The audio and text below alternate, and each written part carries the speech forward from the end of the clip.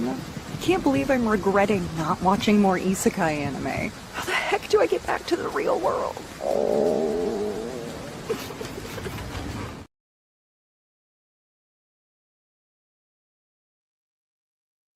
Don't you have any happy...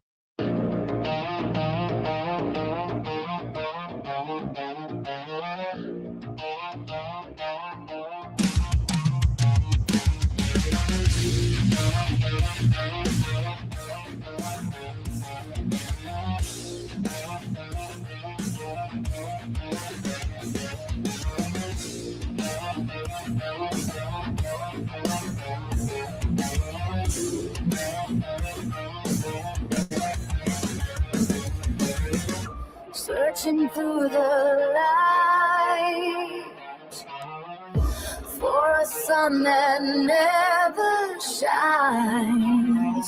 You wander through the night, twisted turning in the dark. Doors locked from without, too strong to open.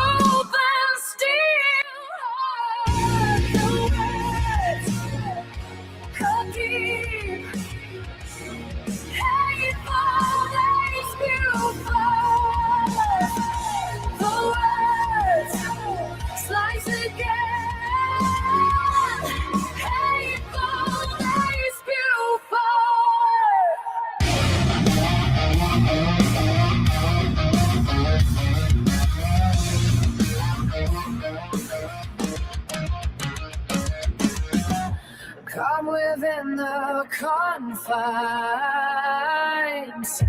dark twist my cage.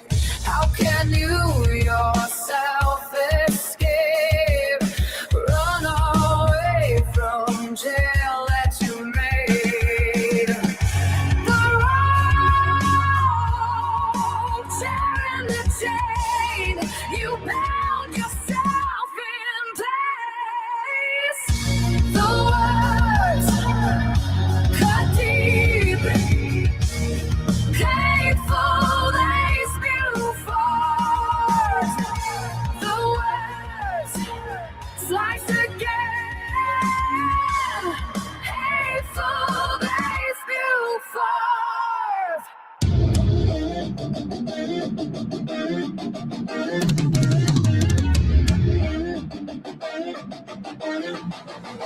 The words like venom, poison. Oh, deep inside your sad and soul, deep inside each twist and turn, and bitterness still broken. Hateful bind, lock you in place.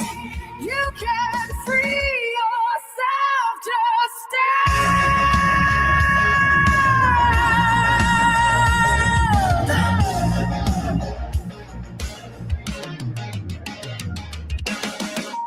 The words cut deep, hateful, they spew forth.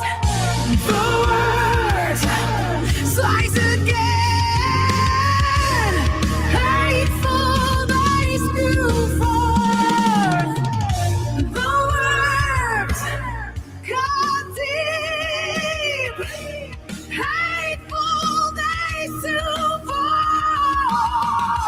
The words slice again,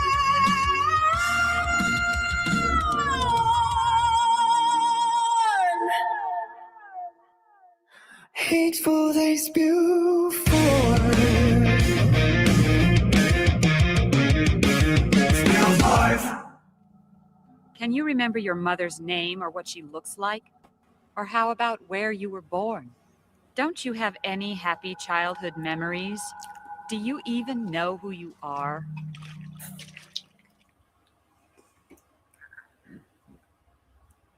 I cannot wait for the friggin' Ghost in the Shell new anime series, man. I just cannot. They're making another one? Is it gonna be Yeah, as it's good? coming out in July, dude. It's coming out in July. What? Awesome. It better be I'm as good so as the excited. original though. Because that is a classic. Well, according to the writer, he reckons this is the best one. It's like the most What? perfect one Huh. adaptation of it. So I'm quite excited for it, man. We'll look at the let me find the trailer for that, because man, it's one of my favorite animes of all time, and I've been trying to. I've got one of the tankobans, right, the mangas of it, but I want to have the entire collection. But it's like there's things you can buy and you like know that you should get it right away because you can afford it, and then there's things you got to go, well, I'll put it aside and wait for it while I spend money on the things that are really, really important.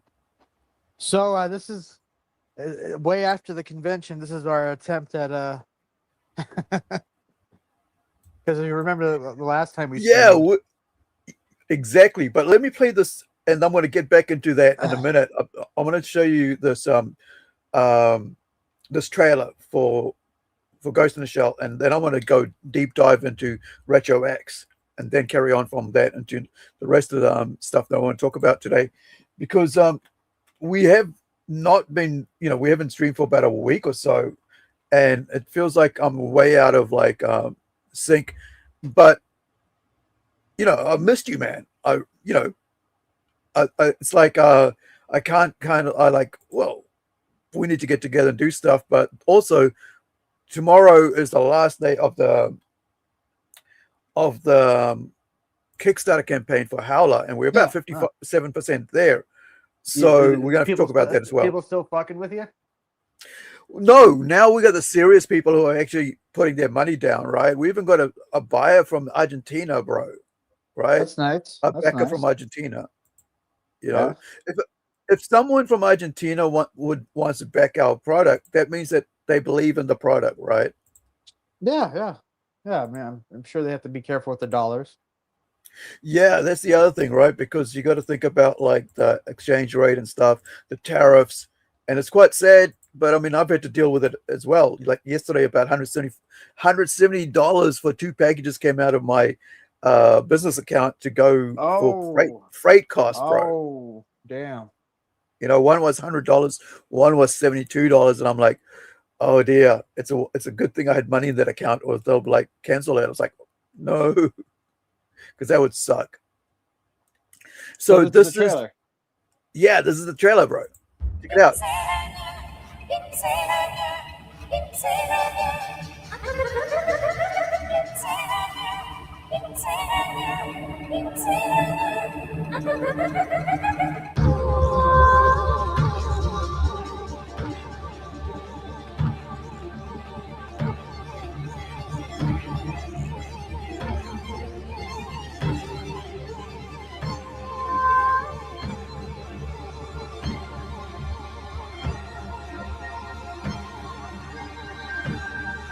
Project 2501.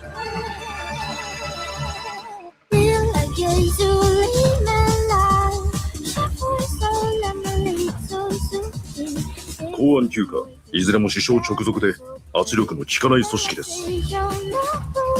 生き物には変化が必要だ。非効率になった部分は捨てなければならない。You notice the artwork is like the manga itself, right? Yeah, it's like very similar. similar A little bit, yeah. Because everybody's used to the more the anime style, whereas this is more like actually art style picked from the manga, which I kind of like because it's we've had so much of it and so much interpretations of that artwork of his that to see something the way it's like the manga, man. Yeah. It's a I bit don't know more. How to feel about this, man. I mean, the first one, the original one was a classic. I don't know. I'll have to give this a shot, a chance. Wait, so you haven't seen any? You haven't seen any of the anime? I've seen that. I've seen the was it the series? Yeah, I've seen the series. because I've watched basically everything they've got. The only thing I've done is read every single friggin' issue of the manga. Well, I mean, I mostly remember the original movie. Right. Yeah. I mean, that's the one that I was just playing for the song that we came on with. But yeah, it's Thinking back, I Mm. was so stupid. There's that one scene where she takes off all her clothes because she turns invisible, and Yeah. that day, I for years I didn't know why she did that, and I was thinking of it one day. It's like, wait a minute, she turns invisible, her clothes don't. Oh, Right. okay, that makes sense. I always think Yeah, that's I think it's kind of funny though. well, I mean, there's like, when you're younger, there's a lot of things you watch you don't understand right away. It's like, I mean, I know, like sometimes I'll watch movies and I go, wait, years later, right? Recently, I was watching something. I was like, oh, that's why, because I was rewatching some old TV shows. Like, oh, that's why that happened. Because when you're younger, you don't pick up on that. It's like I still don't understand why Cujo was such a big deal when I was watching as a kid, but now I understand, like, that he had rabies, right? He was a crazy dog, and he's basically like a freaking villain, unexpectedly because of the rabies that he got from the bear or whatever. 非効率になった部分は捨てなければならない。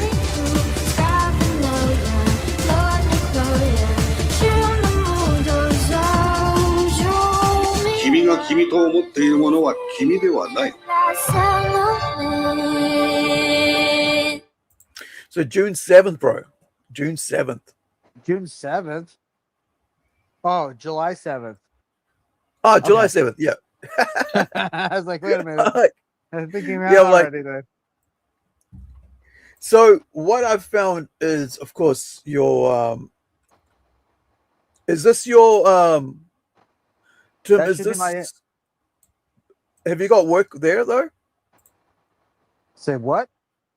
I've sent you a request to join, but do you have your stuff on there? Yeah, the pictures to the convention.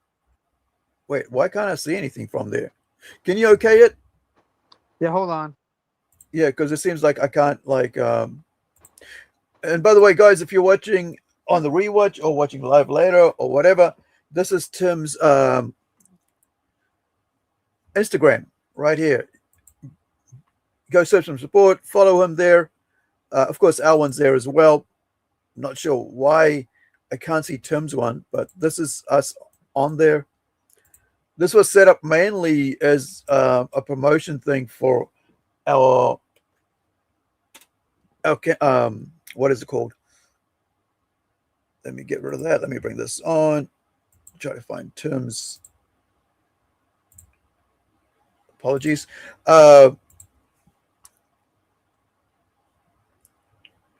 Mainly done as a way to promote our. Oh, and I'm like lost here. Give me 1 second, guys. I hate to do that. Hold on. To promote our independent comic convention here in New Zealand, right? So, which we haven't done for a couple of years and probably won't be for another couple of years. Now, where is this? Yeah, that's what I want to know. What's it under for your thing? I'm talking about. Oh, there it is. Oh, yeah. I sent request. Yeah. What's your account? Is it Plunge Comics? Yeah, Plunge NZ. Plunge Comics. Okay. Plunge Inc. Plunge NZ.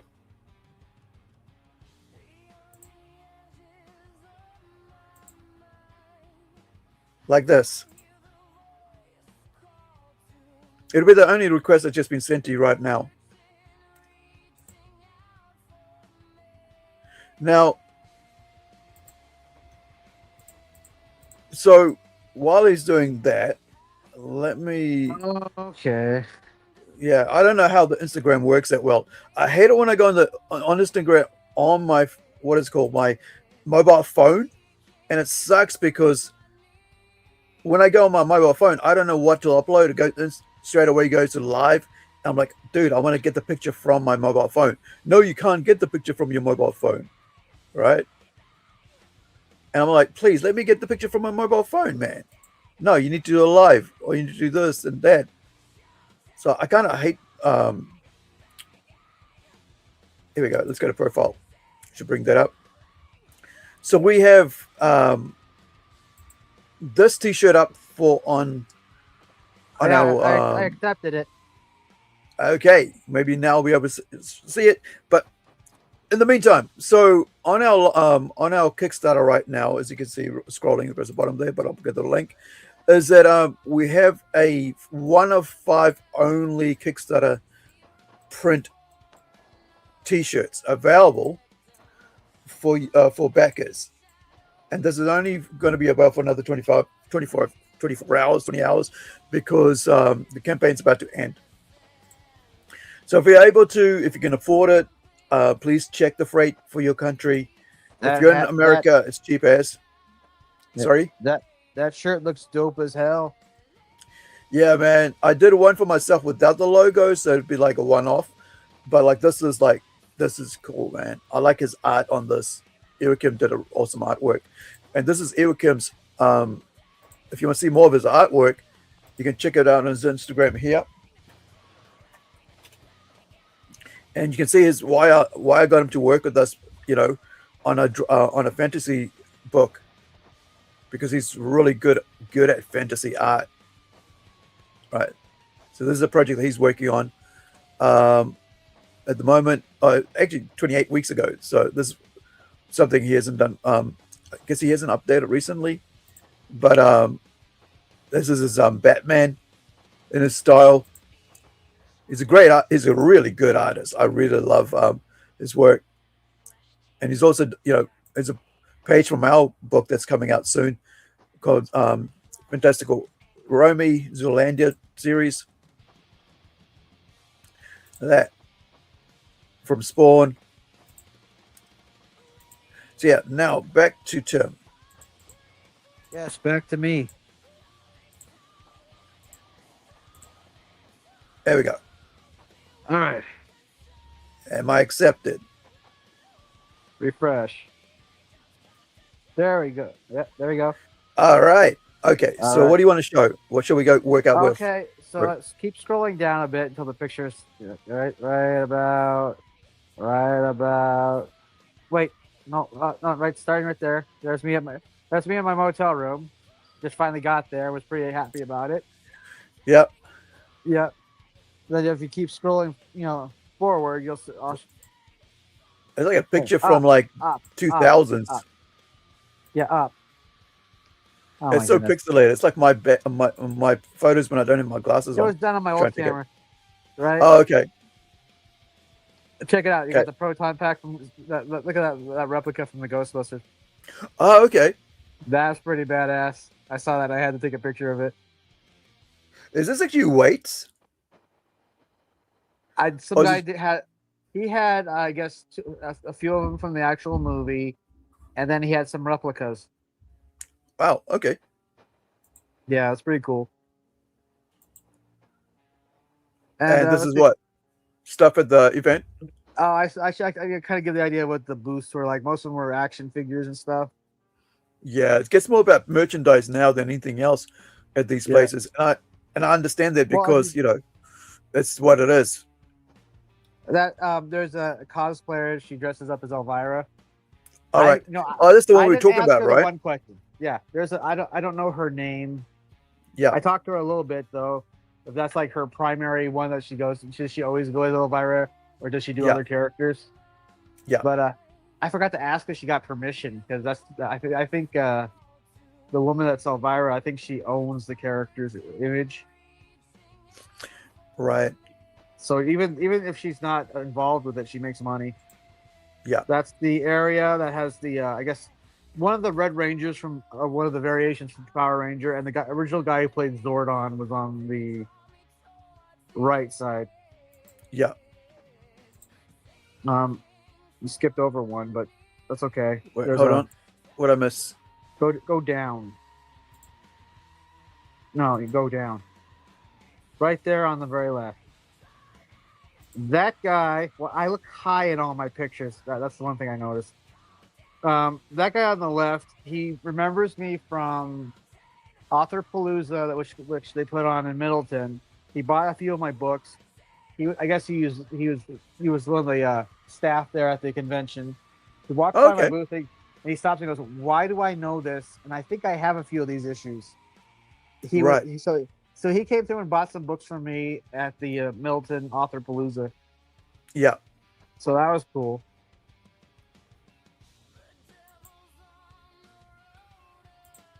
Okay.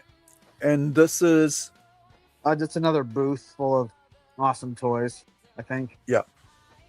Yeah. Okay. Oh, now it gets pretty interesting in the next picture. That's another, just kind of give you an idea of what it looked like going down the. I take pictures that kind of give you an idea of what it's like to be there. Yeah. And plus, you were busy all through the day, so you couldn't actually take pictures of people. Yeah. So this is Yeah. that's my table under construction. I was there for an hour, kind of rearranging everything. Yeah. Yeah. There's banners up. The zip ties couldn't work, so I had somebody help me tape it up. Yeah. So like last time we were talking about like how like knowing that all you're going to get at this place is going to be like in most places, right? 90% of the time, 99.9% of the time at any convention, all you're going to get is a table and a couple of chairs. And how you set it up is, the area. Always tell the people, look around you, make sure, figure out how you can utilize it to the best of your ability to make people come to you. And What works for me is just simply talking to people walking by oh yeah, and just being the most excited, showing that you're excited to actually be there. yeah.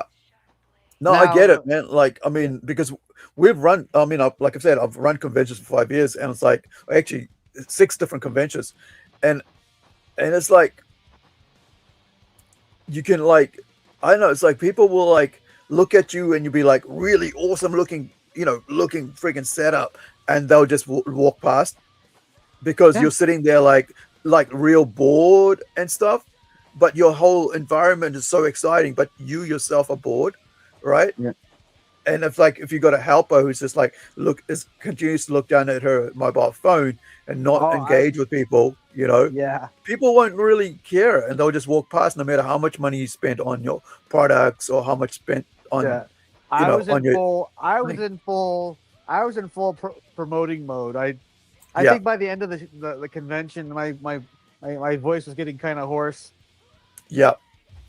But and that's the thing, bro. Like, I mean, it's like if you engage with your people, no matter how your place might look or whatever, how brilliant, how much money you spent, if you don't engage, you're not gonna get that one-on-one, what is that lasting? What is that like lasting? impression. That's the word, impression, right? Lasting impression on people. And Now, when that you one hold the guy- book out to them, yeah. Here's the funny thing is I don't think I've arrived yet, because I made a little money. I didn't make a whole lot of money, but I made a little money. But I still had fun. And people knew me that I didn't know them. Like there was one guy who remembered me from the Authorpalooza. I was like, sometimes I'd walk away from my booth and kind of cruise around, and somebody said, "Hey, you're the creator of Melvin, right?" And my picture from my booth was the 5-year logo. It was not of me. So it's like, how do they know that was me unless they knew me? They've heard of me before, right? Yeah. So now this picture right here is the fruit of this is the harvest of working 5 years on making books. This is the collected edition, which is going to be on shelves at Rubaiyat's in Caldwell, which is a bookstore.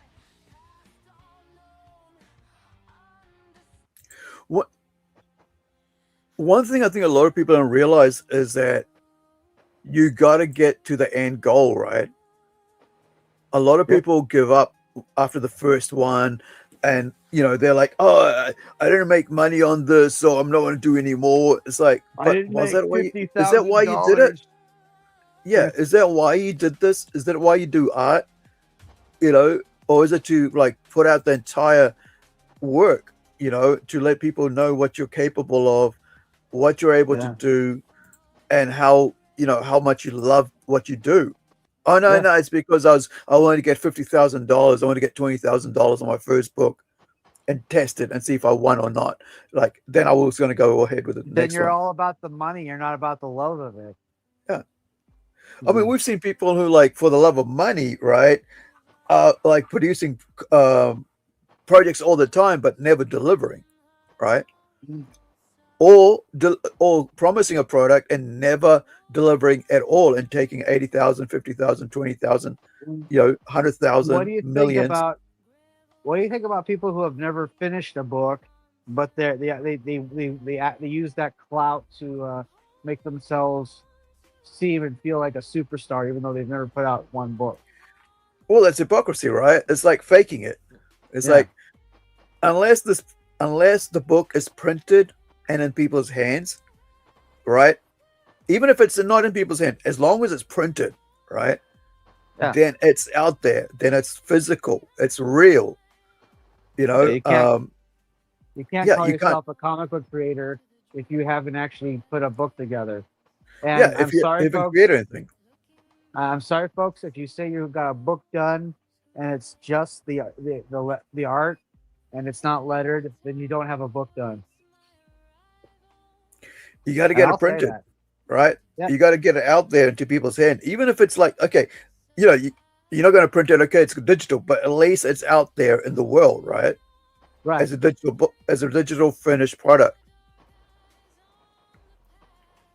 This is why, like, I work so hard all the time to just, like, you know, the amount of time I have with my health is to actually get books, you know, get the work done, because I want to reach this stage. This is my end goal, is to actually have a collected every single issue of that series as a book. Just a single issue, it doesn't mean anything to me, even though it's cool, right? Yes, I got one issue out, issue 2 out, but until all 6 issues or all 4 issues of a comic books miniseries, right, collected story isn't out, I don't feel like I've done anything, you know, because I want these books like you got, like it's going to be in, you know, Ruby Arts in Caldwell, Idaho. I want this also, my books, to be out there in the shops across New Zealand, across the world, because my end goal is to be in the libraries and in the comic shops and in the bookshops. Well, that's another thing. I'm trying to contact another bookstore and get it into another bookstore. So, right, guys, make sure to follow Tim's Instagram wherever you are, you know, because it's, check out what he's up to, because there's nothing like achieving your goals, man. You know, arriving at that. I'm so excited for you, dude. And it's only just the beginning too. Yeah. You know. Now, I wanted to just quickly pick up on this one thing I saw on Instagram before. I mean, not Instagram, X, when I just came up before. And it's this here. So, Mugen Lord, right, is replying to this thing about this whole GTA 6 game has come out. I've never played GTA, by the way. Have you played GTA? A little bit, but you know, for some odd reason I find it fun just to drive around and crash your car as badly as possible instead of actually complete a mission. Yeah, I'm one of those guys. Isn't GTA the one where, like, you go around like a gangster, running over people, shooting people, and all that? Yeah, you run missions and yeah. So at the moment, right now, you just get a game card, right? And so when you remember when game cards were like the death of physical media, now people are ready to pay $80 for GTA 6 and $100 for the Ultimate Edition, accept a box with nothing but a download code. This is so stupid, man. Like, why would you pay money for a code?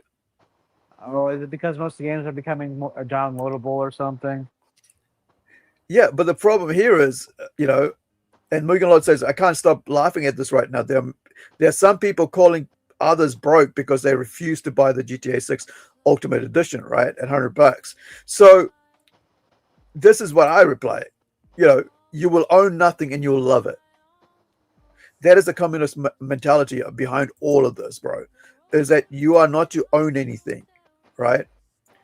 So I'm glad people are resisting it, because they said that, like, during COVID, they said, like, the whole idea is that you will own nothing and you'll love it, so that you don't have any physical media. You don't get to own your home. You don't get to own your car. So you're renting everything. And that's the mentality behind it. Like, actually, when that quote came out, I was like, I mean, when the guy who said it, who said that? the World Bank, the guys behind the World Bank said it. It was I've never heard that one. Is there a clip or something? Yeah, let me do a quick research here and bring it up, because the thing is, like, I love owning stuff. That's the whole point of being able to afford something, is to have it in your hand. So, for me, it's very, very important to be able to own something and say it's mine. It's like when you're creating art, right? When you're creating a comic book, I did this. Look at me. This is my physical thing in your hand, right? That's what I mean. Like, until it's digital, it's just,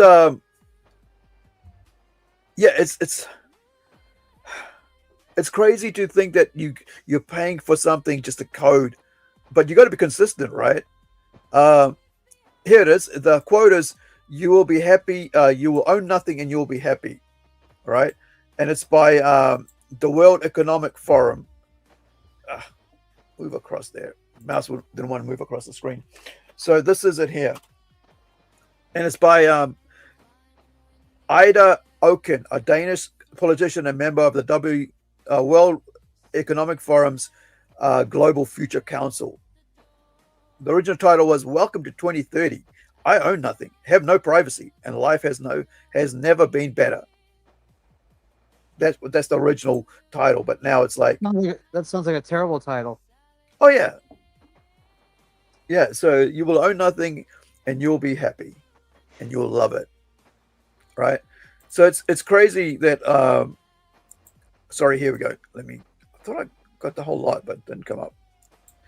It's that's what I mean. It's like, so they want you to not own anything in the future, right? So because owning something means that it's yours, right? And that's why I think this whole idea of, like, they're wanting to, hey, buy a code for $80. Well, if I'm not having it physical, why should I pay $80 or $100 for something? All right? Because the thing was, in the old days, the limited edition, you got a special booklet, you got a toy, or you got some sort of figurine, or you got sort of extra, I mean, I collected those, man. I actually, let me see. I've got tin can items where, like, they come in a special can, right? Metal tin, and they have, like, special items inside, and maps. I've got ones with postcards, So I value physical media so much, man. That's why I'm always like, whenever I see a book or something that I like, I buy it straight away, right?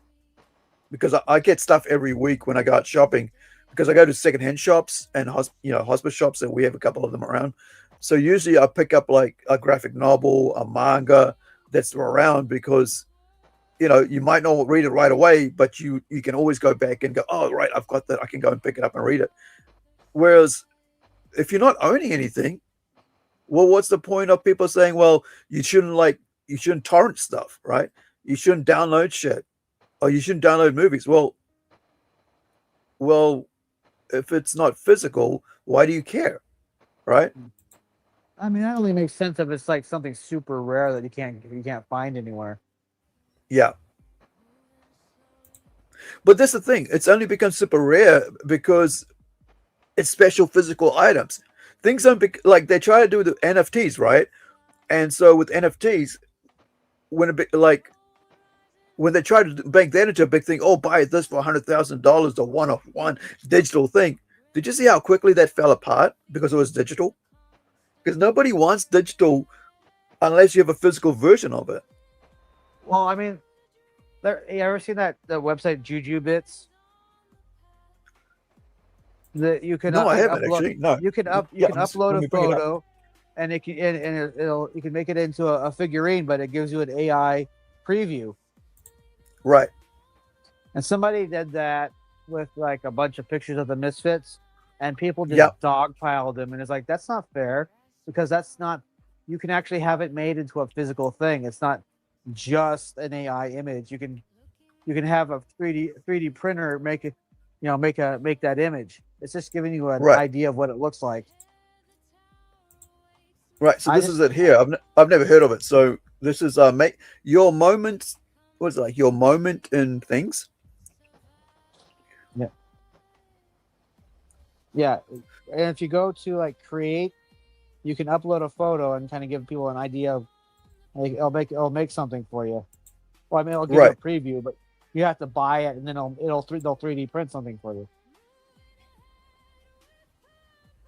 Oh, so this is what you use for your character. Is that what you're talking about? Yeah, I was thinking about like having like figurines made from this website. It's pretty cool.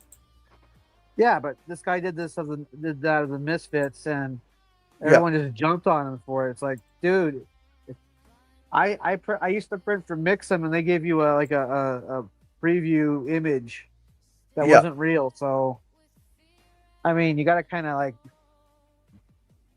you can't just go after it. You can't freak out over everything because it shows you an AI image. I mean, as long as it becomes a physical image, then it's okay, right?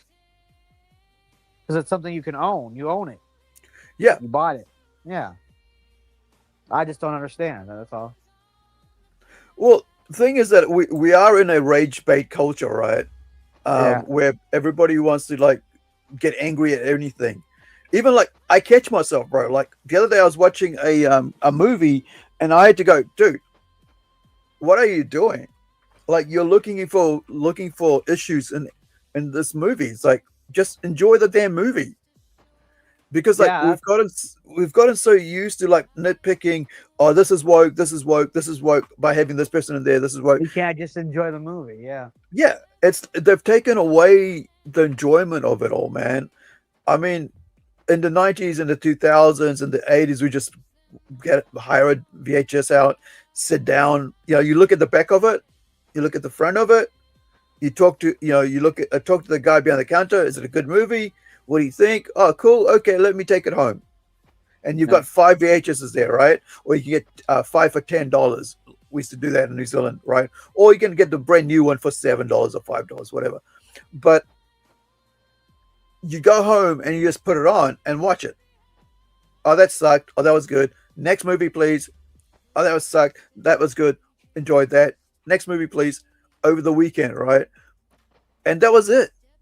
It wasn't like, oh, they had a white guy in it who was a villain, and therefore it's going to be like this. And there's a black dude here who's like this, and there's a white chick and it's like this.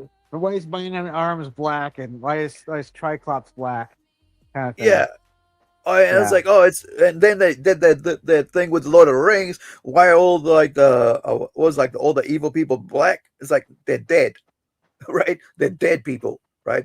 They're dead. Their bodies have been raised from the ground. They're dead. Why the orcs it's like, what the? So now we in the back of our heads, all we think about now is like, how quickly can we get angry about something, or why nitpick everything? Like geeks and gamers and all that, I just started unsubbing from that because it's like, I even left a comment in one of their posts. I said, you guys have been doing this for like 8 years, and obviously the mainstream doesn't care about your opinion. Well, but the thing is that they have garnered a group of followers who do, they've got memberships. Those are the kind of people that complain about things before they even come out.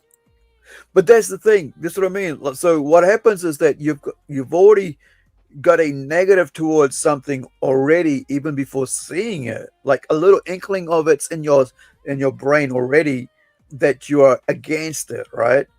And because of that, when you go to sit down and watch it, you're already nitpicking it even before you start watching it. And then when you watch it, you're nitpicking it more. And then you don't have a feeling of enjoyment. And I was like, what are we doing? So I like yesterday I was trying to watch a movie and it's like I'm like, no, I can't handle this. So I just went and watched a couple hours of friggin' anime instead. Because it's total different culture. I didn't have to do anything. And that was it. But it is quite sad though that they've taken away the joy of just watching a movie now, bro. Now I just don't even care though. That's the thing is, I used to get mad like, oh, how dare they, blah blah blah, and then I was like, I don't even care anymore. So talking about rage baiting, did you see this thing about Heather Antos? No, what about her? So Heather Antos says, I've never seen people. Hold on, sorry. Let me go to this actual fandom pulse thing because she would. So we can backtrack on the story. Can we just go home, dude? Oh, never mind. Forget that. So Heather Antos basically came out the other day and said, "Oh, don't buy. You shouldn't be buying any of John Byrne's X-Men." It's like, why are you saying that? Right? And so the reason is like, I guess it's because John said there needs to be gays in comics because there are gays in real life. No other reason. Same reason, in fact, there are blacks in comics, Asians in comics, women and children in comics. The population of the fictional world should represent the real world. That's why I created North Star. I felt that Marvel Universe needed a gay superhero, even if I would never be allowed to say it in so many words in the comics themselves. And I felt that I should create one rather than retrofitting an existing character. It's like you're working for somebody else and you're trying to like weave your own thing into it, right? Right. Well, just go write your own comic. So, I mean, like my webcomic, right? Mine and Tomas's, we work on a webcomic called The Tortoise, which has two gay females in it, right? Yeah. That's because it's its own thing. It's its own thing, right? It's its own story. It's going its own place. But what I really like, so Heather Antos, stepping away from that, is, damn it, where is the actual... Here it is. This is the original, right? So this is from like a couple of days ago. What day is today? Yeah, about 3 days ago. So he goes, Heather Antos, after calling on comic fans to boycott John Byrne's new X-Men comic. John Byrne's new X-Men comic series and Chris Claremont's are one of the greatest in comic book history when it comes to, I guess your big two, Marvel and DC, right? She goes, you can be mad at me for what I said all you want. I was policing no one. Everyone is allowed to spend their money how they want. If you want to spend it supporting a man who has used this platform to be vocally transphobic, amongst other things, that's your right and you have to live with it. But didn't we just read the fact that he said he was writing it before she was even friggin' born, probably, with North Star. See, a lot of these people, a lot of these Johnny-come-latelys, these newbies in comics don't really know their history. And so they can call other people transphobic and stuff, or racist or Nazis, but they don't even know who those people are. Yeah. And yet she's out here like saying, don't buy a John Byrne book because he's transphobic. But John Byrne himself basically said, hey, I was working on this sort of stuff, and because I believe that everybody, should be represented in comics, right? But that doesn't mean that like in every single comic. Yeah. So he just did one character, right? When they start doing that, you need to have like representation in comics. I did this thing where I my comic book, nobody's represented. You have Martians, you have Plutonians, you have Melvin, but you don't have white, you don't have black, you don't have Asian, you don't have any of that. Because My statement is nobody's worthy to be in my comic book. Not even me. Well, the thing is, I mean, it's what you write. It's what the story calls for, right? I mean, if you're writing something and the story decides, well, this is where the story should be going, because a lot of times when you're writing characters and stuff, right, they just create themselves as you go along. It's this sounds, oh well, okay, let's put this character in here, right? I need an interpreter. So okay, well, who's the local person that I can use as an interpreter? So I'll go and research it. Okay, so it's this person, this person, this person, and then it creates itself. I mean, a lot of times people, a lot of people don't really know how to write anymore, or they don't go to study on how to write, how to look at people, watch people. Because the first thing they tell you when you go to film school is watch people in cafes and how people talk, how they naturally talk, right? How they behave towards each other, what sort of conversations they have, how they react, what's their facial expressions. So you get an understanding on how to tell a story or how to write dialogue. But Heather Antos attacking John Byrne when John Byrne basically said there needs to be gays in comics because there are gays in real life. No other reason. Same reason, in fact, that there are blacks in comics, Asians in comics, women and children, right? The fictional world of the population of the fictional world should represent the real world. Hey, Thomas, how's it going? Speaking of the devil, well, I shouldn't say it's the devil. Speaking of my artist, who's working with me on the webcomic with about 2 gay lovers, but not really, is Tomas, my artist here from Brazil. Pretty characters versus functional and solid characters. I'm not sure what you mean there, bud. But yeah, you really want something that's going to work, right?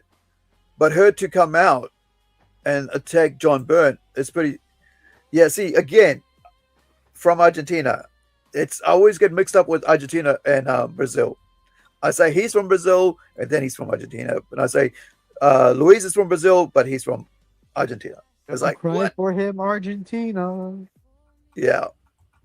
So it's quite sad to see, someone in this sort of power thing, attack because he was writing for, this is Rich Johnson, but attacking John Byrne, one of the greatest writers in comic books, especially when it comes to X-Men, and then the fact is that John Byrne is now working for her at IDW, writing,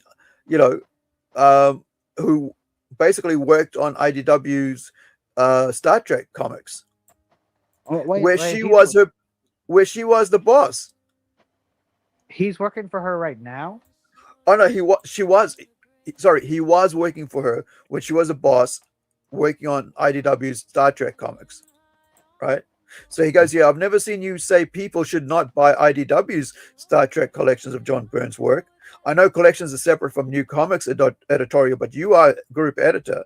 Licensing at IDW on Star Trek. Has this come up? It's like the hypocrisy of these people, right? This is what I think, like, different now that he's not working for her, huh? Yeah. That's what it comes down to. It's like, yeah, I'm gonna make a big deal about it, but at the end of the day, we're not going to talk about it if it's got to do with my books that he was working on, Oh yeah, so you guys, it was Father's Day in the US, I guess. I'm not sure if we had it here. Yeah, it was. So in the US, this was what was put out on sorry, I didn't think that one. Oh, this is the one. So this was put out by the New York Times on Father's Day. To my daughter, my gender was never complicated. And this was funny, right? It's a cartoon, right? Like, I guess, comic strip. How long did you have breasts for, Dad? You can't grow a beard. You're a girl. My dad did, and he was a girl. Oh, it's like because they're fat. Okay. But it's Yeah. on Father's Day. Putting this out as Father's Day, a transsexual thing on Father's Day. It's like, Oh. Okay. but I thought it was like the fact that they were fat and they had boobs. no, Boobs it's everywhere. no, it's basically about like again, trying to dismantle the the role of the father in the home. Oh no, he's a man. He's a woman now. Anyway, so that seems to kind of be like a joke that's not really funny, kind of stupid. yeah, but like the left doesn't know how to joke, right? Yeah. So I want to bring this up. This is to do with what Mark Waid said. Oh, that bitch. You honestly believe comic books were better? And listen to this moron, right? I feel like I used to like Mark Waid because he's done some good comics, but bro, he's like a dude that doesn't really get things anymore. He's like so out of touch. It's so sad. Well, you know about him, right? He got kicked. He got kicked out of the was it CrossGen building. Had to do the rest of his projects off site Because of his behavior. Yeah, one guy walked in. I guess walked in on him like curled up on the floor, crying into the phone, and he asked him, "What are you doing?" And I guess he just got up, hung up the phone, and just sat there.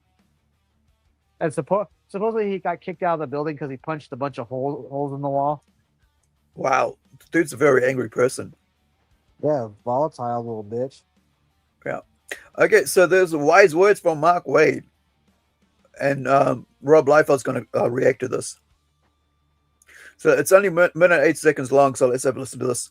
If you honestly believe comic books were better 10 years ago, 5 years ago, 20 years ago, you're going to be petroleum someday. You're just a dinosaur, and you should knock it the hell off, because that is one step away from waving your cane at the clouds like Abe Simpson. Okay, so this is the stupidest thing I've ever heard, but it doesn't surprise me. Get him, Mark Rob. says stupid shit all the time. Oh, so I guess that I shouldn't like Godfather or Jaws because they were made in the 70s? No, that's stupid. There are great, fantastic comic books from the 70s, from the 60s, from the 80s, from the 90s that you should go grab right now because they are better than stuff that's being put out. Let me do some math for you, Mark. 5 times the amount of comic books being put out now than there were when I was a kid. So there's 5 times the amount of dribble. You're just not going to make it work numbers-wise. Go read Frank Miller's Daredevil. Go get Walt Simonson's Thor. Go get the incredible Alan Moore Swamp Thing. Alan Moore Swamp Thing is the greatest things ever written. Yes. It's one of the best things ever written. Like, I'm totally gonna get a copy of that. I want it. I think I have like the hardcovers of it on my shelf somewhere.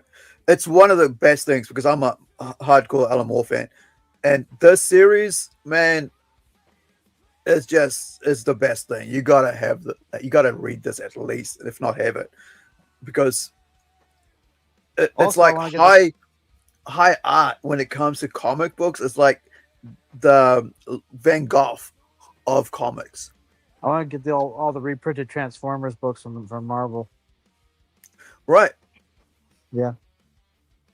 I've never read beside them. the point. I remember. I think I've got issue 1 somewhere, like a read quality or like a very good quality, but I've never read the Transformers. It's like anything with like those sort of like cartoon shows. The only one I actually enjoy reading is the Rick and Morty ones because I can't get enough of those Rick and Morty stories. Excuse me. So, yeah, you definitely got to get Swamp Thing. Alan Moore Swamp Thing. This is stupid. Don't listen to this. Go. Your back issues at your comic book store are waiting for you right now, but you're going to miss out if you listen to Petroleum. But the other thing is like the way he's saying that, right, with Mark Waid, it's like, well, are you then saying that AI written comics are better than the comics you're writing He's trying because petroleum? Yeah. Mark Waid's trying to sound like he's trying to be relevant when he's not really relevant anymore.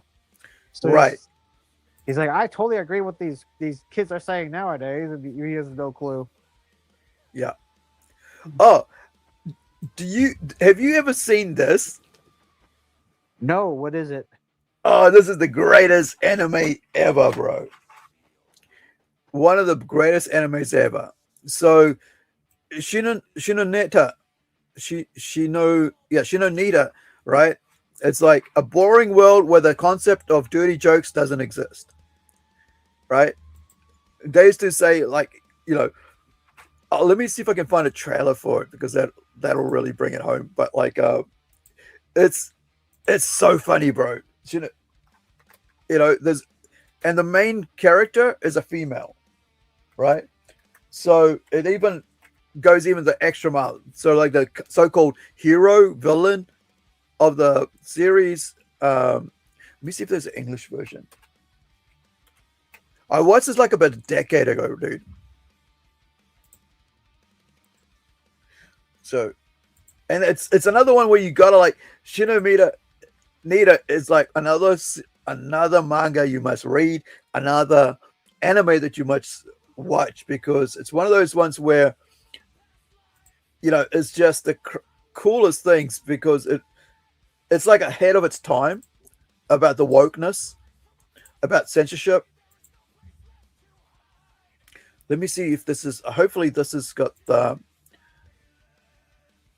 English version here. But like, yeah, a boring world where the concept of dirty jokes doesn't exist. Foureplay's over. Time to go all the way. Don't let them catch you, Tanukichi. We can't. You're a rebel who wears leather and all. We will free the boys' cocks from the pains of chafing and their socks from the stains of jerking. Seriously? Did you boys enjoy receiving those facials? Stop filming! He can't broadcast this film! Right, our rebellion has begun. Now it's time to say goodbye to this boring world where dirty jokes don't exist. From this day onward, things get titillating! Look at you, you're a real era terrorist. That should stroke your ego, and you should stroke what's between your legs. Shut up! Don't you feel the same magic filling your underpants, Mr. Pokemon? Didn't I just watch? I mean, I guess it's supposed to be humor, but at the same time, I'm like, what did I just watch? Well, it's all like, it's not as hard, like, because it's like, it's a trailer, right? They've jam-packed it with all the, like, the funny bits, and it's like, punched you in the face over and over again with it. However, it's much more thought out than that. It's not I guess they cut out some of the, so you could get, because the joke's like, okay, I get that's a joke, but it's like, man. Let me play a bit of this guy's video here. So this is because I haven't watched it for a while. Yeah, the white-haired female has the best funny scenes. Yeah, like I said, it's been like maybe about a decade since I watched it, so I'm a bit, What about was it? Have you ever seen Excel? Are you talking about Fully Cooley? No, Excel. It's she's like a henchman to this villain, and she always fails every single mission, and she's got like a friend that always dies in every single episode. Wait, what? Are you sure it's Excel? Wait, is it Excel Saga? All right, something like that.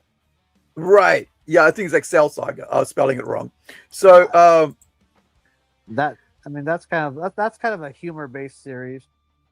Yeah, it's definitely comedy, but the thing about this is that it's actually about censorship. And yeah, I got that part too. I was like, yeah. What many have considered to be the most important anime of our generation, Shimoneta, a boring world where the concept of dirty jokes doesn't exist. You're probably thinking, why on earth would you choose to review this anime? Well, because I've seen this girl around for a while and I thought it was gonna be a nice slice of life anime. Boy, was I wrong. So, disclaimer. As always, it's up to me to change the name of this anime to something a bit more realistic. The daily life of an exhibitionist, the day I became a yandere, and finally, attack back on society. If you enjoy watching me play, try not to get demonetized challenge, level impossible, be sure to subscribe to my channel so I can watch my little bar graph change and join my Discord. Let me give you a satire synopsis of this anime. In a world where all that's what she said jokes are banned, a hero will rise from the darkness. A hero that distributes illicit materials to high school students. Okay, but when I do it, I end up meeting Chris Hansen. Can you not interrupt my movie trailer? She will face challenges that will change the fate of Japan's population crisis. My hero?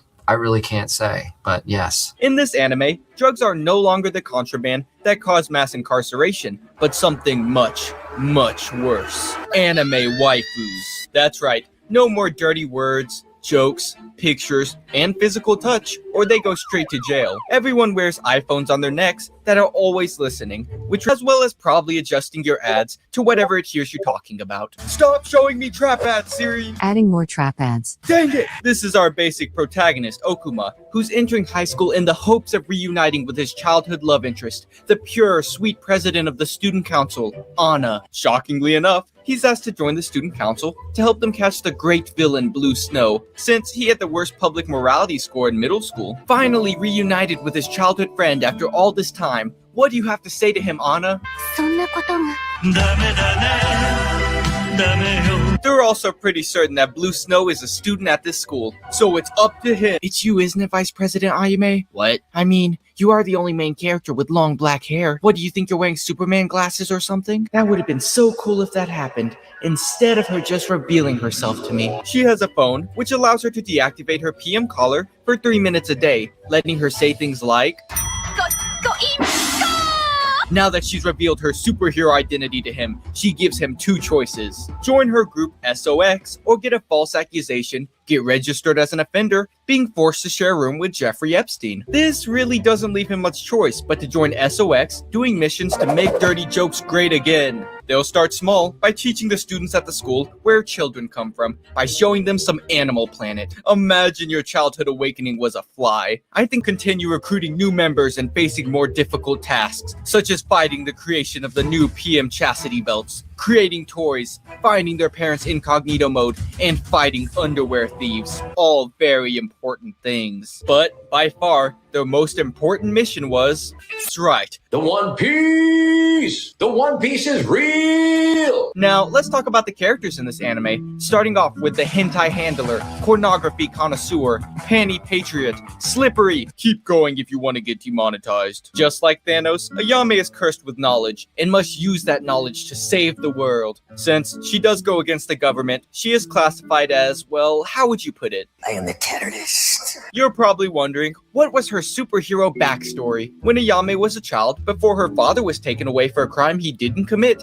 maybe, he told her that it was okay to have a love for dirty jokes. She then set out against the world with her new identity, Blue Tundra, because No one cared who I was till I put on the mask. I'm not necessarily saying that she's Blue Tundra, but I've never seen them in the same room together. Savior of Japan tier. The poor protagonist Okuma. He had his father arrested when he was a child, was ostracized by everyone, but decided to turn his life around for a woman. Little did he know that this would lead to him being blackmailed by everybody and their mother, turning him into a fugitive. Some would say that he's suffering from success, but no, my boy is a victim, blackmailed here. Anna, the super sweet innocent character who is best friends with Ayame. She comes from a family of prominent politicians who are working on making Japan even more strict. After sharing her first accidental kiss with Okuma, she switches up. Proving girls can do it too. When I say prove it, I mean she can turn into a yandere offender constantly after his love nectar.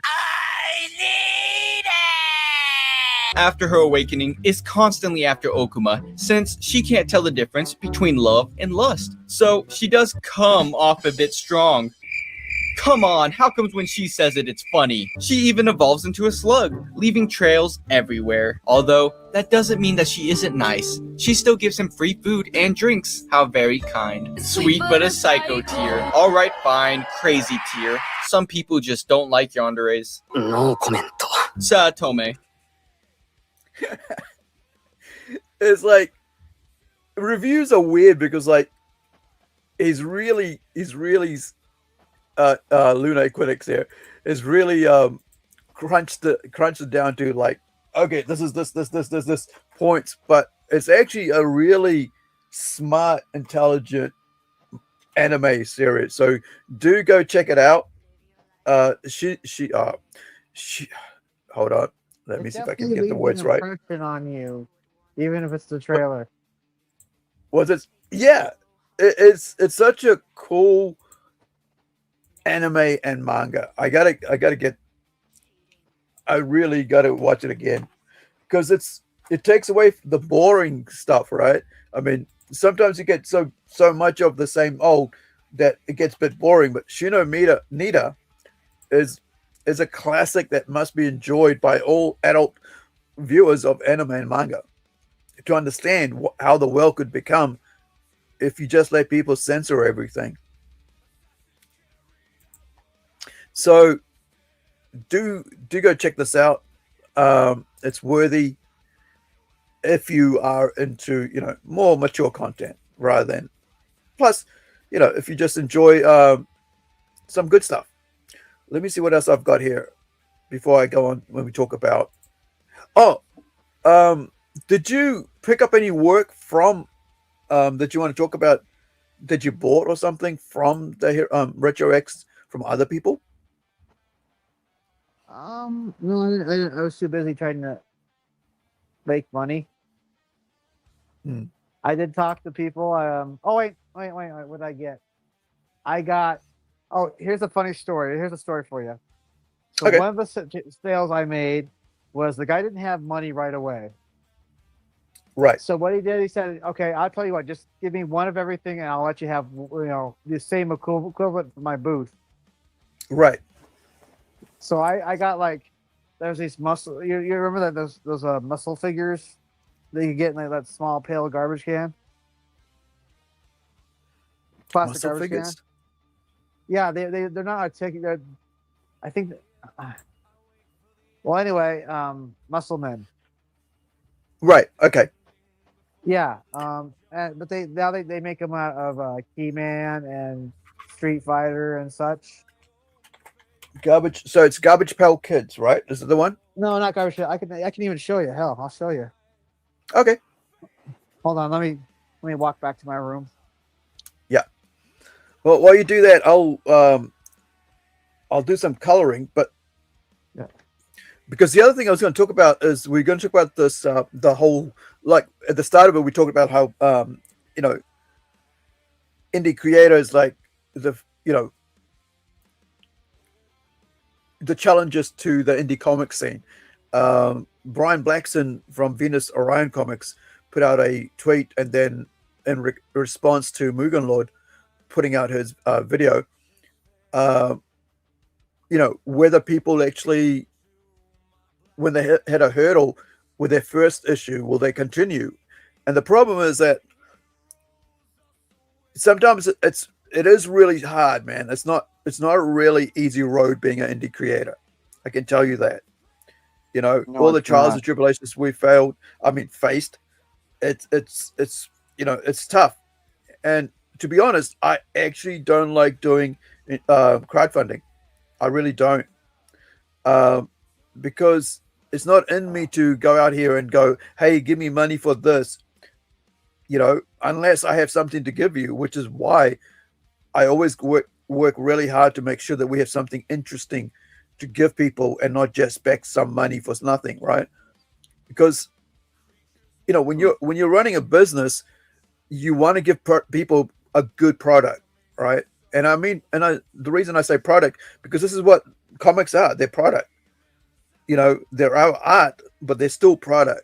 And so you got to let people, you got to provide people exactly what they want and exactly what you're showing them.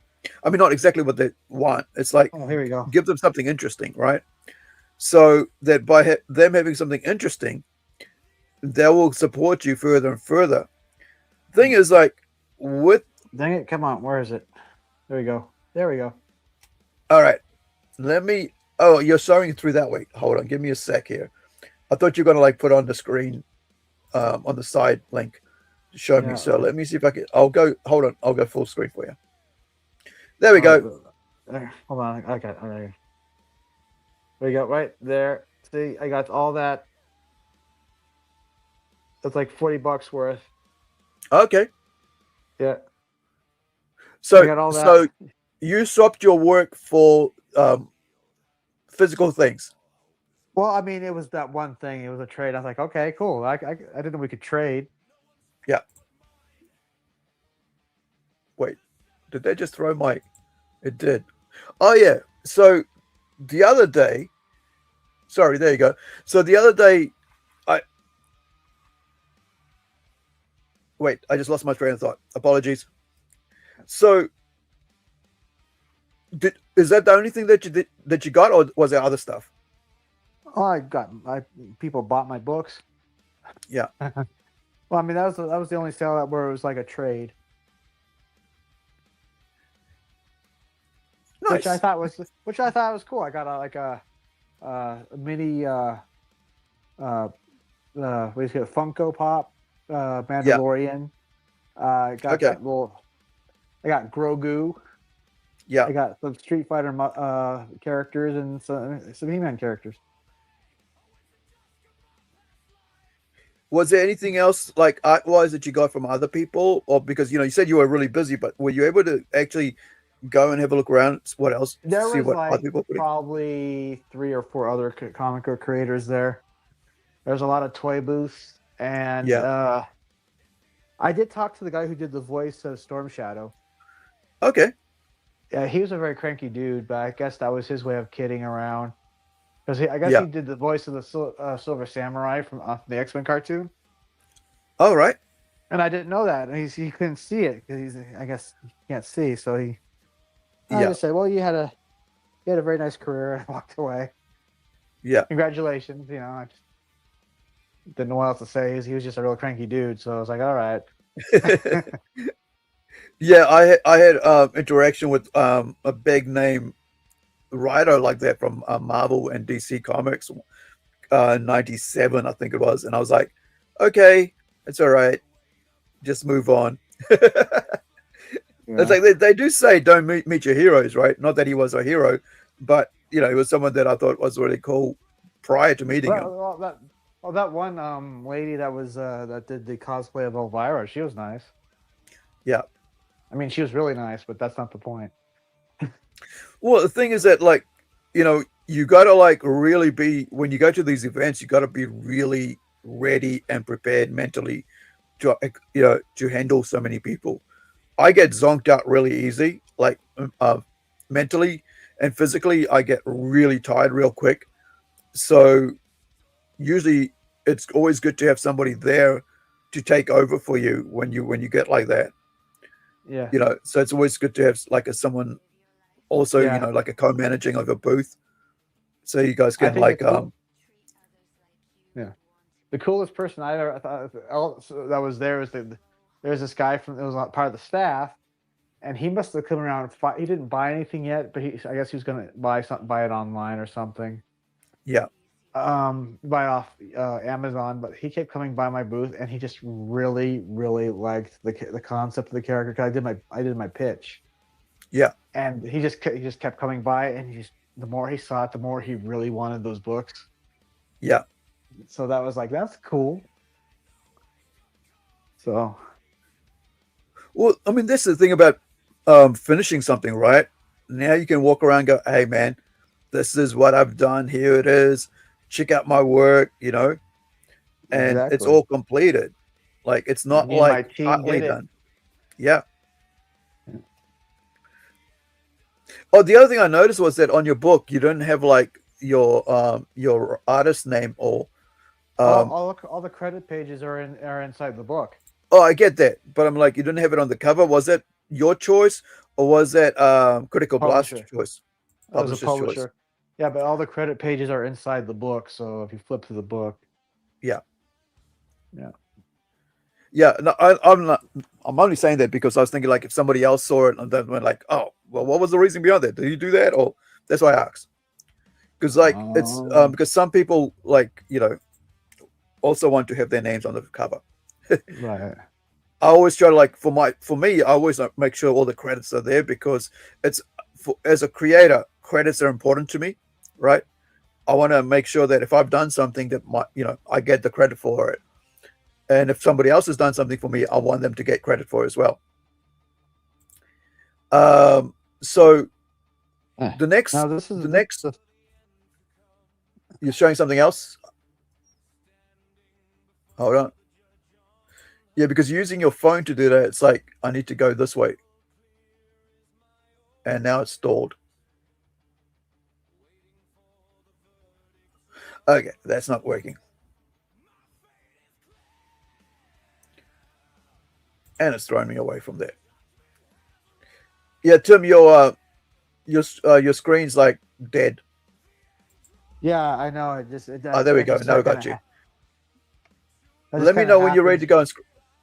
Yeah, let me know when you're gonna go on screen, because all I'm seeing is you walking around. Yeah. Hold on. I just gotta. There we go. This is a big tablet, so I don't know where the camera is. Okay. Yeah, it's manga size. Okay, so it's not actually a full-on comic book size, like the graphic novel. Well, the ones I got were manga size, but you got the regular ones that are the regular size. You got hardcover. You got soft cover. Yeah. But I kind of like it manga size. Okay. That's kind of my personal preference. And if hold on, I got the back of the book is even cooler. Okay.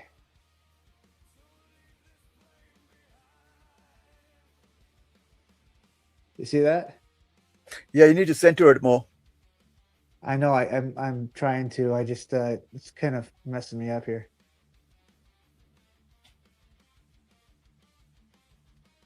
It's got all 5 books on the covers on the back. It's cool, man. Yeah. Yeah, I can't wait to get my books like that. I mean, my comics into like that stage where it's all finished. Because that's, yeah, looking forward to that. Now, go back to that. There we go. And back to that. So you said it's, do you know when it's going to be in the shops? You said it's coming up to be in the shops, but do you know when it's going to be in the shops? Just, is it locally or? Locally. But you gotta have to start out locally anyway. Yeah. No, what I mean is like, is Critical Blast going to put it out into like other shops? No, you have to order it off like the Walmart website or Barnes and Noble website. I think there's other websites I've seen it on, but yeah, carry on. But yeah, it's but I for me, I want to get it physically on shelf, so I'm doing it one store at a time. Right. It's cool, man. No, I'm actually really happy for you. Like seriously, like because I think that should be the end goal for every indie creator, right? To get it in the shop, get it in the comic shop, get it into libraries. Because if you don't have that goal in mind, don't even be here. Really, don't even be here. You know, take that promoting energy you have to online, offline, and get your stuff in bookstores, but also do flyer patrols, do whatever you can to get people to go to that bookstore. Yeah. Yeah. That's why that's why I work with the American publisher, right? Because I want to make sure that my books get into American stores, that get into, get all over the world, that people are able to see my books, wherever, but they won't be able to see that if I don't complete every single issue, right? That I don't have it into book form. And so it's not like, because once it gets to book form, then we can actually say, hey, this is a book now. We'd like to get this into actually libraries. We'd like to get into bookstores, not like a single issue comic that maybe will come out every 2 years, right? But no, complete a book, finished, ready to go. I mean, it's taken you 5 years to get those 5 issues out, right? And you paid for that yourself. Well, I crowdfunded the first 3, the first 4. First 4 I crowdfunded. And the 4th issue is completely out of pocket. Yeah. So, this is Mugen Lord, huh? Yeah, so this Mugen Lord indie creator, he does a vampire. I think that's his work here. Ultra Squad, maybe, not sure. But he's talking about indie comics here. So let's have a listen. Now, here's the part that most indie comic creators don't want to hear. And if you're new to the indie comic space and you want to actually read indie comics, this is something that you must keep in mind. See, being an indie comic creator, such as myself, there's a lot of stigma that comes with being an indie comic creator.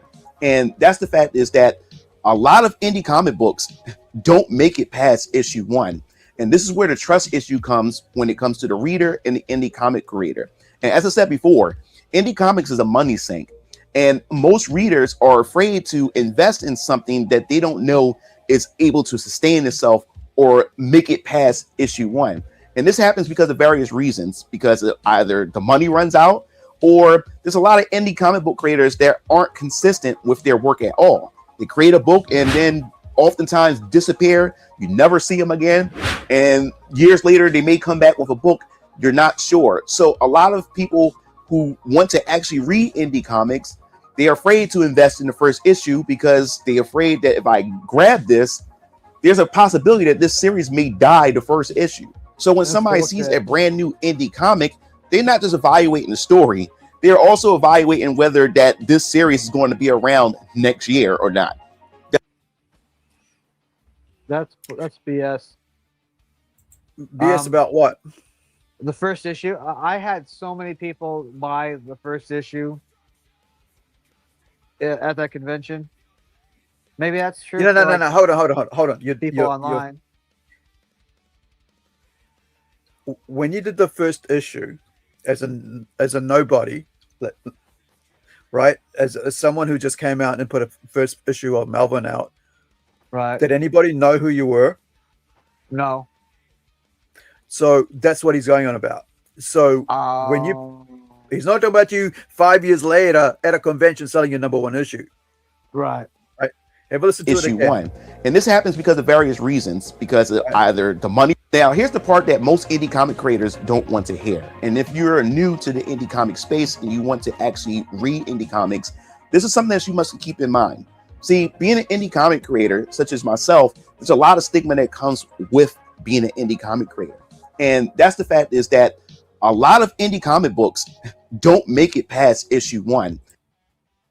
Right. So he's talking about the first issue, first time somebody sees your work, and they go and support you on crowdfunding and so on. So, and I agree with them because when you were first, like I learned that with my comic book, right? INCRED-GIRL. We're about to put out issue number 2 soon. I've been setting up the Kickstarter for it. We send it for a review so we can add the other bits to it. The thing is that when you do this sort of stuff, if you're unknown, right?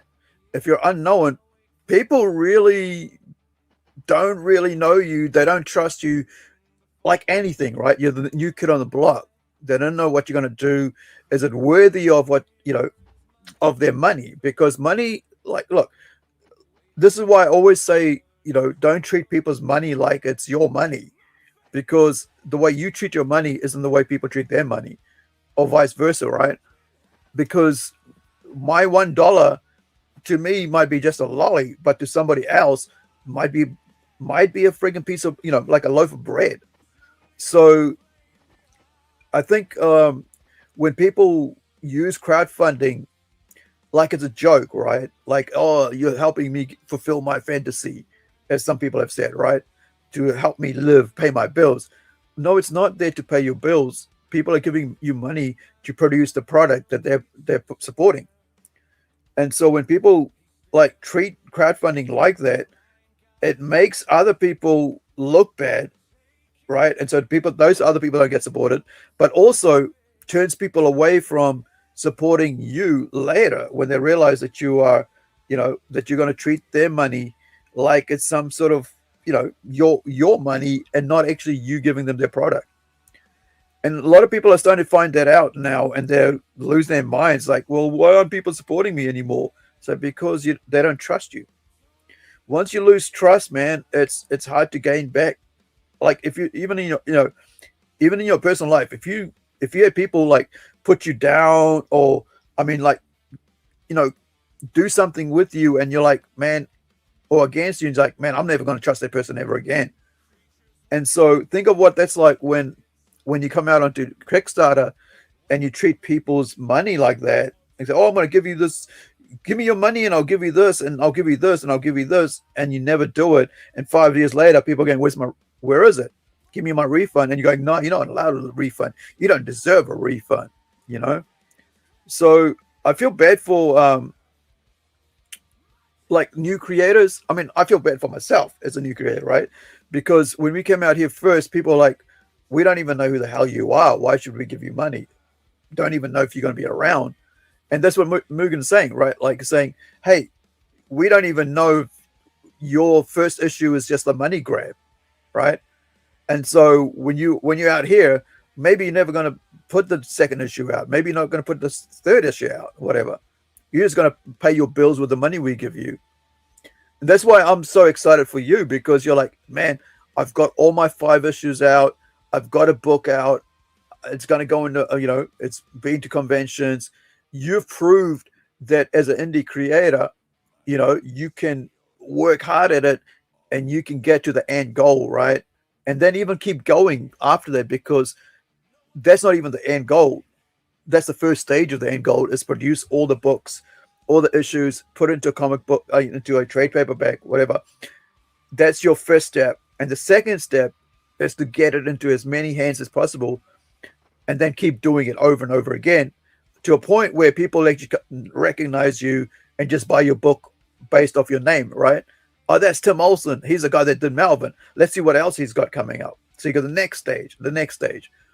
A lot of times, like indie creators, they say, oh, I just want to do my first issue and, let's make a lot of killing on this. And then when they don't, they get dismayed and they get angry. They run, they go away because I'm never going to do comics again. Or they start going, how everything's so shit. Crowdfunding's not for everybody. Yeah, it didn't work for me, so it won't work for you. All this shit, right? However, every negative is another way to learn, to figure out what you can do better, right? What you can do different. For me, like stepping away from crowdfunding and just doing it, in a lot of in real life events has brought back the fun. I think certain individuals in the space of crowdfunding comics has made it less fun. So getting back to basic for me was, I had a blast at the convention. I mean, I was talking with people. If I saw something, a cosplayer, I'd joke around with them. Like, I think there was a guy dressed as Boba Fett. I said, hey, man, no disintegrations, all right? Yeah, just having fun with people. Well, it's not only that. It's just the fact is that you're not making drama out of everything, right? And drama being the one thing that's going to make you move ahead in life. Because I've noticed that, like, I was watching this whole Lego thing, that people are just every day now, channels are every day now just streaming about Lego. Before there were like other toys and stuff. They'll talk about other things on their channel, but now all they do is Lego, because that's the big thing now. Right? And so they know that, like, if I can just grift off the Lego thing, I'll get as many viewers as possible by just grifting off the Lego thing. Problem is, when you stop doing Lego, right, what's going to happen is that those people aren't going to come back to you again for the Lego, because you're not doing Lego anymore. They'll go wherever somebody else is doing Lego. So it becomes like a one-trick pony thing. And I think it's, as a creator, you always got to be like coming up with interesting ways to tell stories and to, keeping consistent with what you're doing. And I feel sad for, like, when people, like, failure is not as can be a positive or a negative, right? You can, if you fail at something, you can learn from it and move ahead and figure out, how do I get past this failure? How do I figure out a way through it so that I don't fail again? Or even if I do fail again, how do I face up to it? You know, I mean, I always think about how Stephen King, right? He had like about 26 dejections. I mean, you look at rejection, I should say, for his book, for his first book, and now he's like a multi-millionaire, right? Same with J.K. Rowling, the richest woman in the world, had her book thrown out, and if it wasn't for the, you know, for the reception, for the what's the receptionist secretary, right, picking the book out of the dust, the rubbish bin, right, out of the dustbin in the office, and taking it home to read it, we would not have the Harry Potter series. Or if we did, maybe years later, right? But now it's brought so much joy to so many people around the world.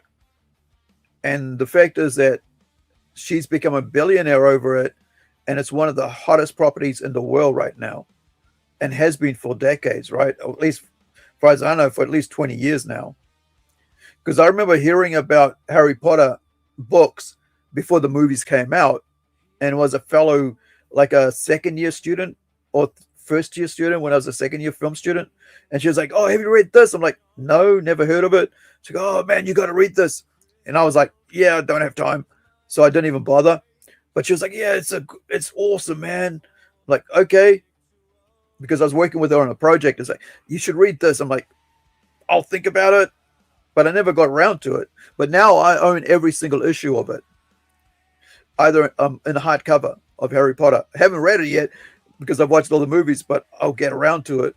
But the fact is that you can't just let failure negate, what's that? Not navigate, stop you from, you know, doing something. And I feel, like I said, I feel really sad for people who you know, feel dejected, because it's a real thing. Feeling dejected is a real thing, right? It's not like a fake thing that you, oh man, you know, because you can get depressed over it. Because I remember, you know, going through failure quite a few times in my life and going, oh man, this sucks. How do I get past it? The thing is that you got to decide, well, what is it that you really want? And what is it that you really want to do with your life? And is it like, is it all about the money, or is it about actually creating something? And the problem is that, like, not everybody has, you know, has situations in their life that allows for them to actually create stuff without having to worry about money. And that's why I think people need to respect people's time and money, right? Because I think a lot of creators out here don't really respect people that much out here who actually support indie creators, who actually support crowdfunding, who actually buy books, right?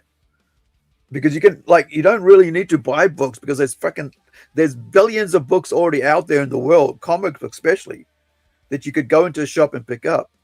So to be an indie creator and to be able to use crowdfunding is a privilege, right? To be able to do that, to be able to bring a book to life, to be able to have people support you, it's a privilege, and should not be taken for granted. And there are too many people out here taking that for granted, because at the end of the day, all they care about is like, how much can I get out of people before it's over for me, right? Before I can't get more, before they stop giving me their money, right? Because you see a lot of people do that with their, you know, online, with crowdfunding and everything else. So all I'm going to say to that is, like, dude, stop doing that. But also, if you're an indie creator, be truthful and honest about what you're doing. Don't try to rip people off. If you're going to say, I'm going to put this out, then you better put that out. If people want a refund, give them the refund and move on. Call me crazy. Call me crazy. When I would, like, I probably only really fully reached my goal on one campaign. Yeah. But even if I didn't reach goal, I'd still send out the books. Yeah. What do you? Yeah, send out the freaking PDFs, right?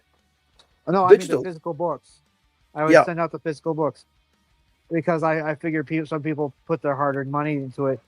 Now, Yeah. some people would look at me like I'm crazy for doing that, but again, I feel like I owed people books. Yeah.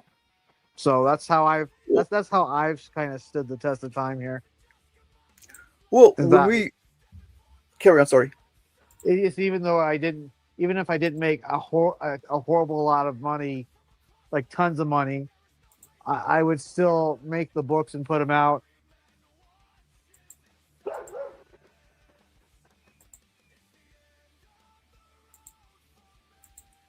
You all right? Okay, so there was dog barking. Yeah, so as I was saying, like when we put out INCRED-GIRL #1, right? That was like about 2 years ago, and we did not fulfill our budget. And what that meant was that because we didn't fulfill our budget, it meant that we we came under budget, which meant that we had to reach into our pockets to make sure that people got their books. And this is the other thing I learned. The hard lesson is that the more variant covers you print, the more costly it becomes and eats up your budget, right? And so the first thing I did was go, okay, we're only going to do four covers from now on, right? So you can see here with the first issue, right? We came in at about 38 backers, right?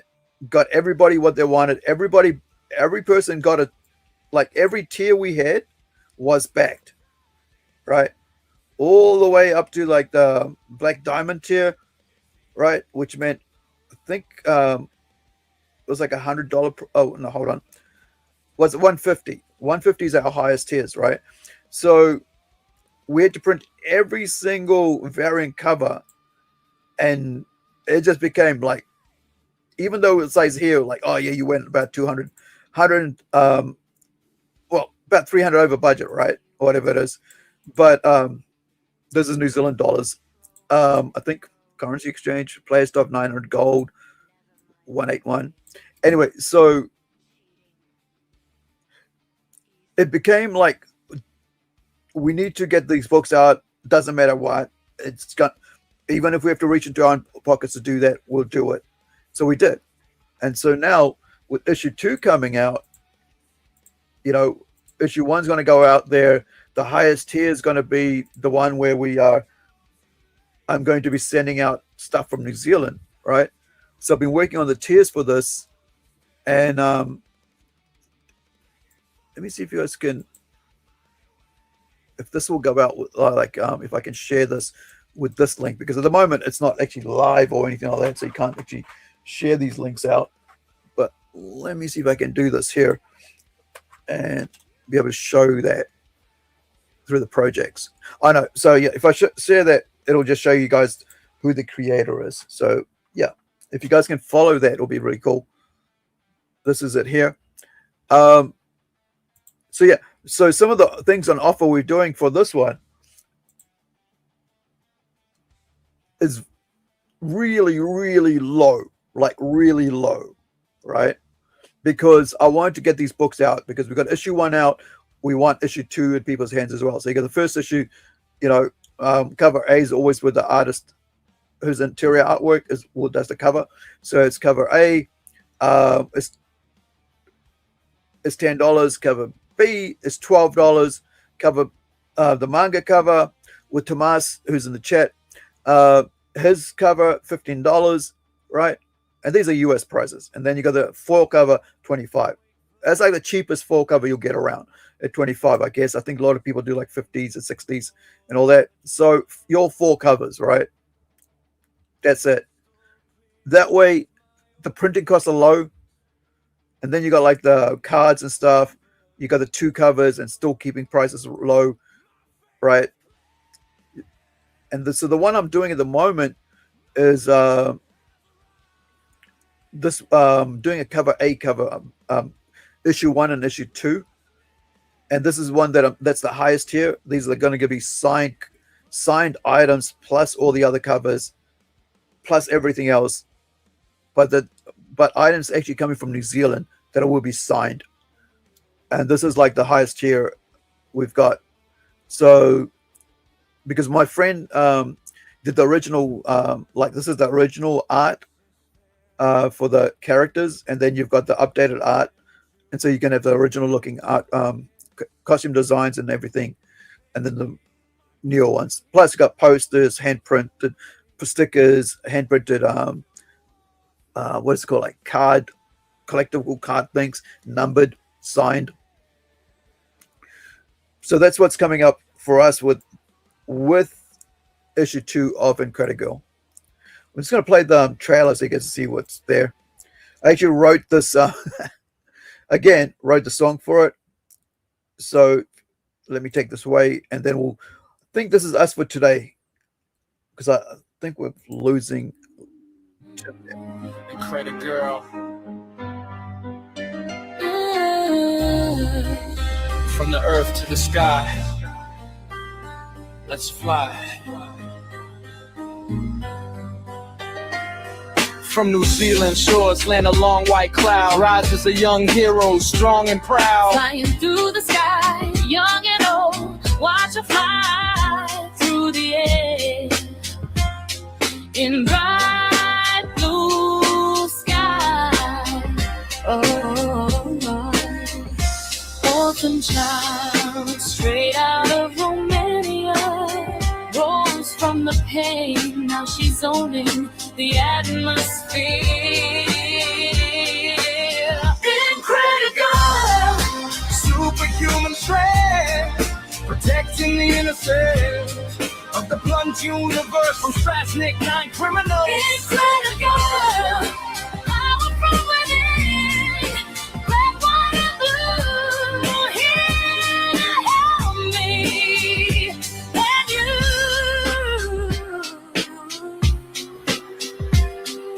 Through pain and turmoil, she rose from the ground. INCRED-GIRL, no better friend around. Nano by her side, together they fight crime. Protecting the innocent time after time.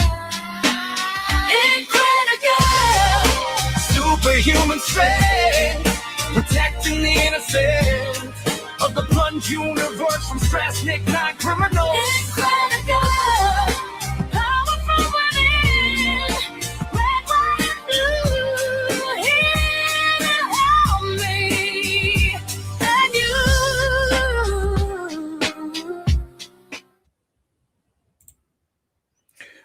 All right, Tim, have you got anything else to add before, or we'll just end on here?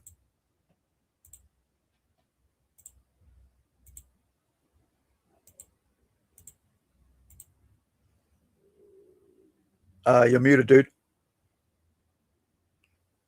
No, he's gone. Okay. All right, guys. I guess that's us for today. We'll see you on the next one. I think tomorrow. Oh no, he's back. We're just about to take off. Yeah, sorry. This is a new device. I lost my phone after the convention, so I got a tablet and a phone. But yes, everyone, if you are on Critical Blast or Amazon, get either Melvin issue 4 or Melvin the Collected Edition if you want all 5 issues. That's right, 5 issues. I'm still here, and I got more coming, baby. Yeah. The links are in the description of the video. So of this live streams and all the other live streams, I think we should have it all on there for his books, for Tim's books. Do go check it out. And also, yeah, go check out our other videos. And right now, as you can see at the bottom there, where is it? Excuse me. We've got 20 hours or something left, or maybe less on the... Let me find this. Is that the one? Yeah, there it is. The Howler #1 issue is about to end tomorrow. What time? Let me just see here. How many more hours we got? We've got about 20 hours to go. About 57% funded of our 850 New Zealand gold, which is about 500 US. So I don't know. I think that's what the amount is. But either or, Please go check it out. Let me know. Let's see if you. What am I trying to say? We'd love your support. There's a lot of things out here that you guys can back.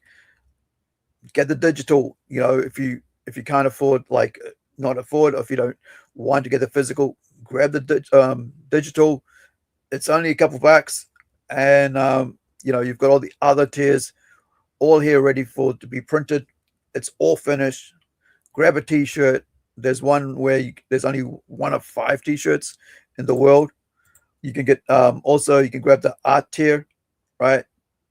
Original art tier for the White Werewolf, as well as the Ultimate Supporters Pack with the one-off 5 only reward tiers with the original t-shirt design here. So that's it, guys. Thank you for joining us. We'll catch you on the next one. Tomorrow, I think we've got an invite. I'm not sure, to be on Lasmat's stream. So let me get the link for that before we leave here. So I can interrogate Duck Boy. We'll see. I don't know if he wants you around. If he does, we'll put you on. I try to play nice with these people. All right. You're not gonna make it fun for me, then fine. We'll see how it goes. But here's Lasmat's channel link. So if you're able, come and hang out with us tomorrow. Hopefully, I don't know what time I'm going to have a chat with them to figure it out, because we've got 20 hours. So it'll be quite earlier compared to this time. It'll probably be about another 3 hours earlier than whatever time it is, wherever you are right now. Thank you, Tim. We'll catch you in the next one. Bye for now, everybody. Ka kite anō. Wherever you are, be well, be safe, and have an awesome day, week, month. Peace. Nope. Can't stay here anymore. I gotta get back. I think this was the spot. Oh Lord, I beseech thee, please return me to my old life. I swear I'll do anything. Like, literally anything. And I won't bother you again, so pretty please bring me back to life.